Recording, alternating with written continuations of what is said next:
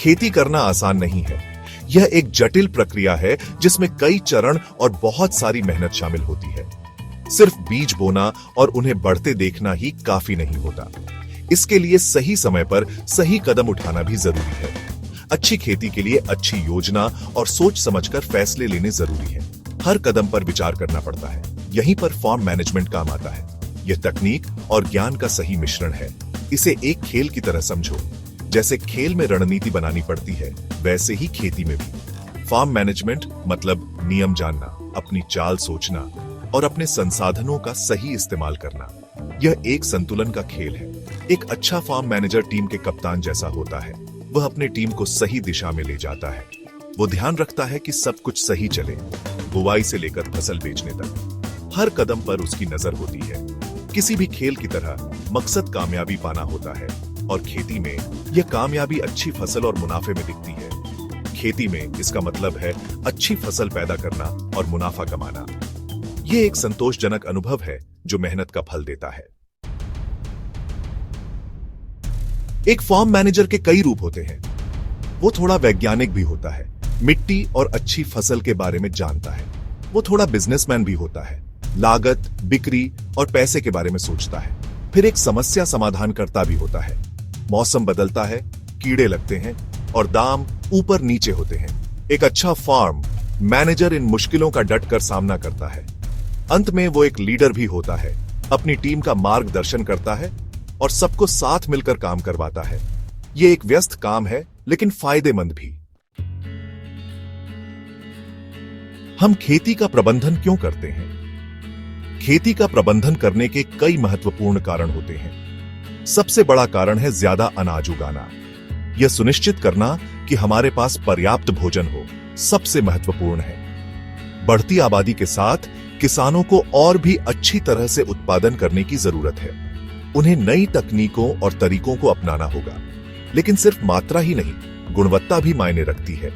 उच्च गुणवत्ता वाले अनाज और सब्जियां उगाना भी उतना ही महत्वपूर्ण है। अच्छे फार्म मैनेजमेंट का उद्देश्य सभी के लिए पौष्टिक और स्वस्थ भोजन पैदा करना है।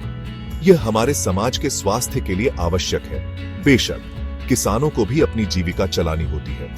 उन्हें अपने परिवार का पालन पोषण करने के लिए आय की आवश्यकता होती है। लागत कम करना और मुनाफा कमाने के तरीके ढूंढना खेतों के बने रहने और फलने फूलने के लिए जरूरी है। यह किसानों की आर्थिक स्थिरता के लिए महत्वपूर्ण है। अंत में अच्छा फार्म मैनेजमेंट हमारे पर्यावरण की रक्षा करता है। यह सुनिश्चित करता है कि हम प्राकृतिक संसाधनों का सही उपयोग करें। टिकाऊ तरीके अपनाकर हम यह सुनिश्चित कर सकते हैं कि खेत आने वाली पीढ़ियों के लिए उत्पादक बने रहे। यह हमारे भविष्य के लिए आवश्यक है। भाग 4, अलग अलग खेत, अलग अलग तरीके। जैसे कोई भी दो खेत एक जैसे नहीं होते, वैसे ही खेत चलाने के भी कई तरीके होते। हर खेत की अपनी विशेषताएं और चुनौतियां होती हैं, जो उसे अनोखा बनाती हैं। कुछ खेत छोटे पारिवारिक व्यवसाय होते हैं, जहां परिवार के सदस्य मिलकर काम करते हैं, जबकि कुछ बड़े व्यावसायिक होते हैं, जहां आधुनिक मशीनरी और तकनीक का उपयोग होता है। कुछ खेतों में फसलें उगाई जाती हैं, जैसे गेहूं, धान और मक्का, जबकि कुछ में जानवर पाले जाते हैं, जैसे गाय, भेड़ और मुर्गियां। खेत का प्रकार यह प्रभावित करता है कि इसे कैसे प्रबंधित किया जाता है। फसल उगाने वाले खेतों में सिंचाई, खाद और कीटनाशक का ध्यान रखना पड़ता है, जबकि पशुपालन वाले खेतों में जानवरों की देखभाल, चारा और स्वास्थ्य पर ध्यान देना होता है। एक डेयरी फार्म की जरूरतें और चुनौतियां चावल के खेत से अलग होंगी। डेयरी फार्म में दूध उत्पादन, सफाई और पशुओं की सेहत पर ध्यान देना होता है, जबकि चावल के खेत में पानी की सही मात्रा और समय पर कटाई महत्वपूर्ण होती है। लेकिन आकार या प्रकार चाहे जो भी हो, अच्छा प्रबंधन हमेशा ऐसे अच्छे फैसले लेने के बारे में होता है जिससे खेत, किसान और समुदाय को फायदा हो। यह फैसले खेत की उत्पादकता बढ़ाने, पर्यावरण की सुरक्षा करने और आर्थिक स्थिरता बनाए रखने में मदद करते हैं। भाग 5, फसलों से आगे बढ़ना, अच्छे प्रबंधन का प्रभाव। अच्छा फार्म मैनेजमेंट सिर्फ भोजन उगाने से कहीं ज्यादा है। यह समुदायों, आजीविका और एक उज्जवल भविष्य के निर्माण के बारे में है।